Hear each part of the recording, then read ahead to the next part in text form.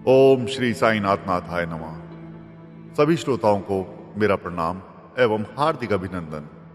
आज हम श्री साईं चरित्र का 15वें अध्याय का श्रवण करेंगे, जिसमें नारदीय कीर्तन पद्धति, श्री चोलकर की शक्कर रहित चाय तथा 2 छिपकलियों की कथा का व्याख्यान किया गया है। सभी श्रोताओं को स्मरण होगा कि 6ठे अध्याय के अनुसार शिरडी में रामनवमी उत्सव मनाया जाता था।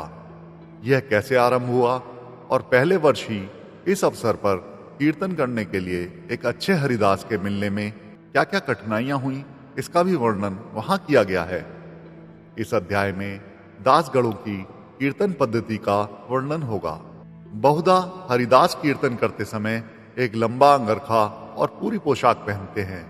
वे सिर पर फेंटा या साफा बांधते हैं और एक लंबा कोट तथा भीतर कमीज, कंधे पर गमछा और सदैव की भांति एक लंबी धोती पहनते हैं। एक बार गांव में कीर्तन के लिए जाते हुए दासगणु भी उपरोक्त रीति से सज धज कर बाबा को प्रणाम करने पहुंचे। बाबा उन्हें देखते ही कहने लगे, अच्छा दूल्हा राजा इस प्रकार मंठन कर कहां जा रहे हो? उत्तर मिला, कीर्तन के लिए। बाबा ने पूछा, कोट, गमछा और फेंटे, इन सब की आवश्यकता ही क्या है? इनको अभी मेरे सामने उतारो। इस शरीर पर इन्हें धारण करने की कोई आवश्यकता नहीं है। दासगणों ने तुरंत ही वस्त्र उतारकर बाबा के श्री चरणों में रख दिए। फिर कीर्तन करते समय दासगणों ने इन वस्त्रों को कभी नहीं पहना। वे सदैव कमर से ऊपर अंग खुले रखकर हाथ में करताल और गले में हार पहनकर ही कीर्तन किया करते थे। यह पद्धति यद्यपि हरिदासों द्वारा अपनाई गई पद्धति के अनुरूप नहीं है, परंतु फिर भी शुद्ध एवं पवित्र है।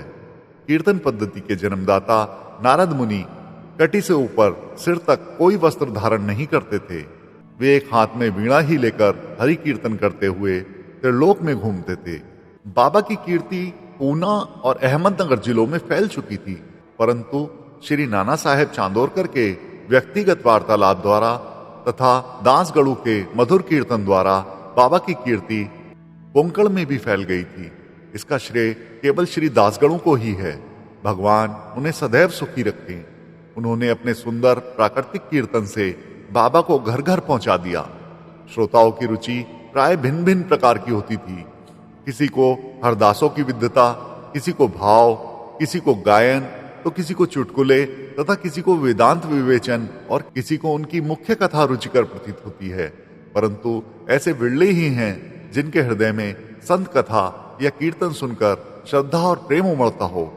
श्री दासगणु का कीर्तन श्रोताओं के हृदय पर स्थायी प्रभाव डालता था। एक ऐसी घटना यहां दी जाती है। एक समय ठाणे के श्री कौपिनेश्वर मंदिर में श्री दासगणु कीर्तन और श्री साईं बाबा का गुणगान कर रहे थे।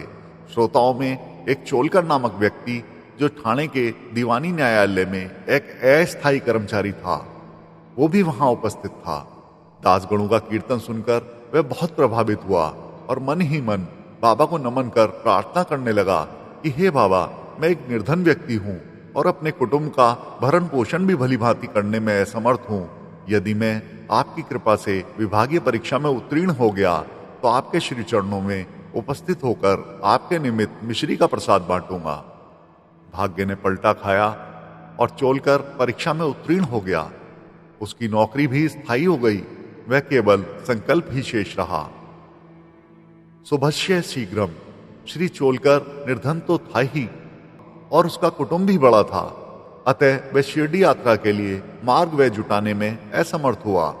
ठाणे जिले में एक कहावत प्रचलित है कि नाले घाट व सहाद्री पर्वत श्रेणियां कोई भी सरलता पूर्वक पार कर सकता है, परंतु गरीब को उम्बर घाट यानी घर का चक्कर पार करना बड़ा ही कठिन होता है। श्री चोलकर अपना संकल्प शीघ्रातिशीघ्र पूरा करने के लिए उत्सुक थे। उसने मितव्ययी बनकर अपना खर्च घटाकर पैसा बचाने का निश्चय किया। इस कारण उसने बिगर शक्कर की चाय पीना प्रारंभ कर दिया और इस तरह कुछ पैसा इकट्ठा कर वह शिरडी पहुंचा। उसने बाबा का दर्शन कर उनके चरणों पर गिरकर नारियल भेंट किया तथा अपने संकल्प अनुसार श्रद्धा से मिश्री का प्रसाद वितरित किया और बाबा से बोला कि आपके चरणों से मेरे हृदय को अत्यंत प्रसन्नता हुई है। मेरी समस्त इच्छाएं तो आपकी कृपा दृष्टि से उसी दिन पूर्ण हो चुकी थी। मस्जिद में श्री चोलकर का आतिथ्य करने वाले श्री बापू साहेब जोग भी वहां उपस्थित थे। जब वे दोनों वहां से जाने लगे तो बाबा जोग से इस प्रकार कहने लगे, अपने अतिथि को चाय के प्याले में अच्छी तरह शक्कर मिलाकर देना। इन अर्थपूर्ण शब्दों को सुनकर श्री चोलकर का हृदय भर आया और उसे बड़ा आश्चर्य हुआ। उसके नेत्रों से अश्रुधाराएं प्रवाहित होने लगीं और वे प्रेम से विहल होकर श्री साईं चरणों में गिर पड़े। श्री जोग को अधिक शक्कर सहित चाय के प्याले अतिथि को दो, यह विचित्र आज्ञा सुनकर बड़ा कौतूहल हो गया था कि यथार्थ में इसका क्या अर्थ है। बाबा का उद्देश्य तो श्री चोलकर के हृदय में केवल भक्ति का बीजारोपण करना ही था। बाबा ने उन्हें संकेत किया था कि वे शक्कर छोड़ने के गुप्त निश्चय से भली भांति परिचित हैं। बाबा का कथन था कि यदि तुम श्रद्धापूर्वक मेरे सामने हाथ फैलाओगे तो मैं सदैव तुम्हारे साथ रहूंगा। यद्यपि मैं शरीर से तो यहां हूं, परंतु मुझे 7 समुद्र के पार भी घटित होने वाली सारी घटनाओं का ज्ञान है। मैं तुम्हारे हृदय में विराजित तुम्हारे अंतस्थ ही हूं। जिसका तुम्हारे तथा समस्त प्राणियों के हृदय में वास है, उसकी ही पूजा करो।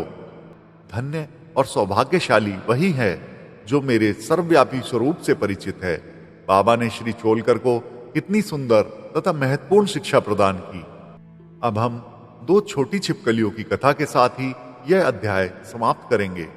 एक बार बाबा मस्जिद में बैठे थे कि उसी समय एक छिपकली चिक-चिक करने लगी।